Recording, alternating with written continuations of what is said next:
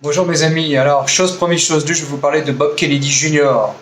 Donc Robert F. Kennedy Jr., qui est le fils de Robert Kennedy, le frère de JFK, lui-même assassiné en 68. Et JFK a été assassiné en 63, et puis Robert a été assassiné en 68. Bon, lui il est le fils de Robert, une famille très connue, évidemment les Kennedy, démocrates, du Massachusetts, catholiques, irlandais, etc. Donc c'est toute une légende derrière eux. Je ne vais pas reprendre la légende des Kennedy parce que ce serait trop long dans le format actuel. Et puis même, c'est pas très intéressant. Il y a de très bons films, il y a de très bons livres qui ont été faits là-dessus. Donc inutile de reprendre dans une vidéo comme celle-là l'histoire des Kennedy. Non. Par contre, c'est lui qui m'intéresse aujourd'hui parce que bon, quand on regarde sa biographie, bon, il a été avocat spécialisé dans le droit de l'environnement, il a combattu les pollueurs, etc. Donc c'est quelqu'un qui a quand même un parcours assez intéressant au niveau professionnel. Bon, au niveau personnel, c'est moins reluisant, il a eu des problèmes de drogue, il s'est marié 3 ou 4 fois. Bon, c'est pas quelqu'un qui est sans reproche au niveau personnel, mais bon, après tout, c'est sa vie.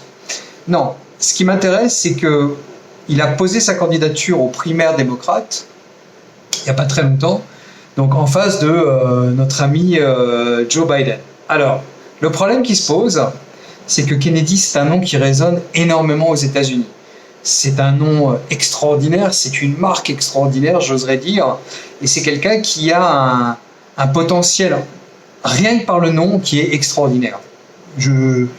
Et je mâche pas mes mots, je réitère le mot c'est extraordinaire parce que tout le monde connaît les Kennedy, tout le monde connaît l'épopée des Kennedy, c'est pour ça que j'ai commencé à parler de ça un petit peu, mais bon, lui, j'ai l'impression qu'il a une vision, on va dire, beaucoup plus pragmatique en ce qui concerne l'usage de son nom. Il n'a pas vraiment cherché à se faire élire sénateur ou que sais-je encore, alors qu'il aurait pu avoir cette opportunité plusieurs fois dans sa vie, notamment sénateur pour l'État de New York. Mais bon, mais ça c'est une autre histoire. Mais je pense qu'il avait, des vues différentes, notamment avec sa famille, etc., ses enfants. Il a pas mal d'enfants, je crois qu'il en a 6 ou 7. Bon, mais c'est quelqu'un qui... politiquement, je le définirais comme un démocrate classique. C'est-à-dire, c'est un démocrate old-fashioned, old school. C'est quelqu'un qui respecte les libertés individuelles, c'est quelqu'un qui cherche à défendre le faible contre le fort, ou celui qui abuse, on va dire c'est comme ça. Et c'est vraiment le démocrate qui n'existe plus aujourd'hui. Aujourd'hui, les démocrates, c'est le parti des riches, c'est le parti des privilégiés, et c'est le parti des, on va dire, des gens un petit peu originaux, quoi. On va dire les choses comme ça. Voilà. Sans s'attarder sur le terme, sur la définition du terme, parce que ça me prendrait trop de temps. Mais disons que c'est le parti des médias aujourd'hui, c'est le parti de la bien-pensance, c'est le parti de la doxa mondialiste, etc. Donc c'est pas du tout la position de Kennedy. D'ailleurs, il suffit de regarder sa fiche Wikipédia. Je vous engage à la regarder et vous verrez. On lui fait pas de cadeau. On lui fait pas de cadeau. On le traite de complotiste au moins une fois tous les paragraphes. Et c'est quelqu'un qui, en fait, au travers de son travail d'avocat spécialisé dans l'environnement, s'est rendu compte qu'il y avait pas mal de choses bizarres dans l'industrie pharmaceutique. Donc il a creusé, il a cherché, etc. Et c'est quelqu'un qui a émis des doutes sur pas mal de choses en ce qui concerne l'industrie pharmaceutique. Il faut l'écouter, notamment, il a fait une interview très intéressante chez Tucker Carlson, décidément l'incontournable Tucker Carlson, et il a expliqué beaucoup de choses sur sa vision, etc. Très intéressant. Le seul problème de Kennedy, en fait, c'est qu'il a un problème à la voix, ce qui fait que ça rend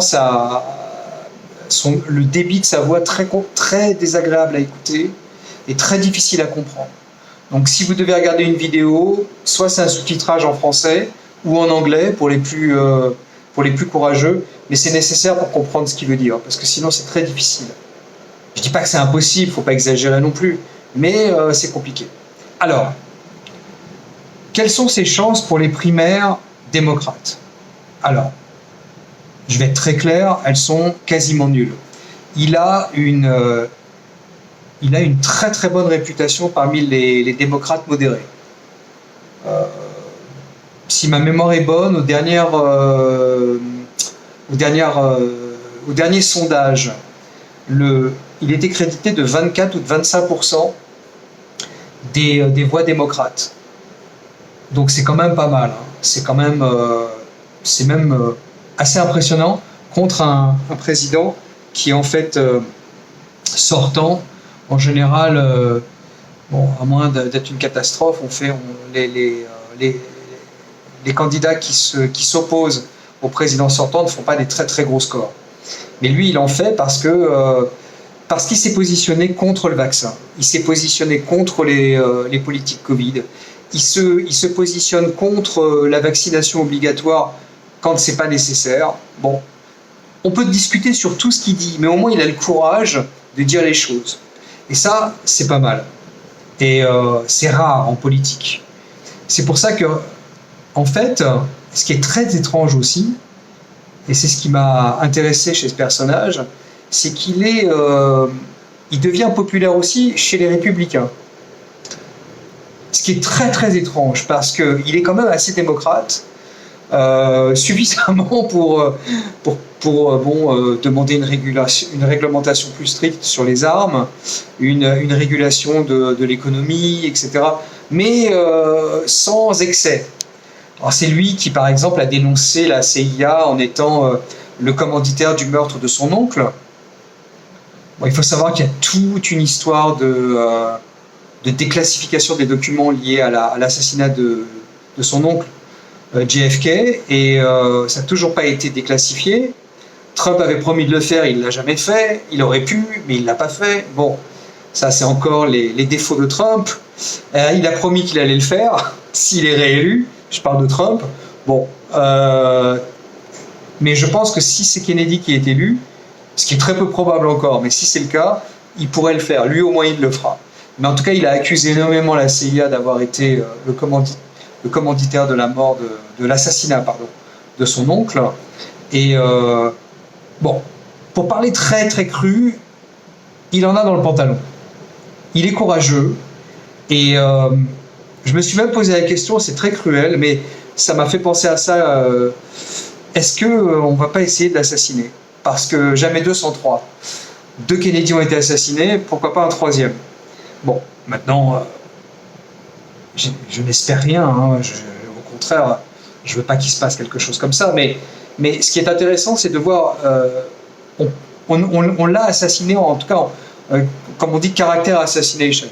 Dans sa personnalité, dans son caractère, on l'a assassiné. Encore une fois, regardez ce qu'en disent les médias mainstream, les CNN et compagnie, Washington Post, New York Times. Bon, ils ne l'aiment pas. Donc en général, quand ces médias-là ne l'aiment pas, moi ça m'intéresse. Et c'est aussi simple que ça. C'est l'esprit de contradiction. Et donc voilà. Bon, donc c'est quelqu'un qui est, je pense, qui est important, qui est intéressant dans le jeu politique américain. C'est pas quelqu'un qui serait contre une sorte de candidature indépendante si les primaires démocrates ne le désignaient pas comme candidat démocrate. Parce que, à mon avis, si c'est Biden, c'est Biden. Hein, je veux dire, à moins qu'il lui arrive quelque chose.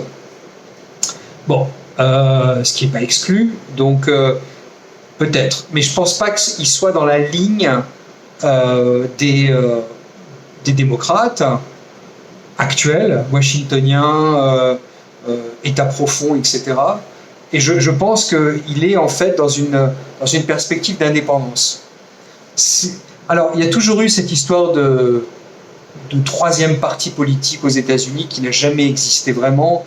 Il y a le parti libertarien, il y a les écolos, le parti vert, le Green Party, bon, mais c'est des marginaux. Lui, s'il décidait de se lancer, ce serait probablement pas si marginal que ça. Alors, il taillerait des paupières, évidemment, aux démocrates, mais aussi aux républicains. Donc est-ce que on a intérêt à le voir face à Trump, par exemple? Non. D'ailleurs, on n'a pas intérêt à voir Trump non plus. Donc ça, j'en reparlerai. Mais bon, c'est probablement râpé pour Trump aussi, pour plein de raisons. Voilà. Donc voilà ce que j'avais à dire sur notre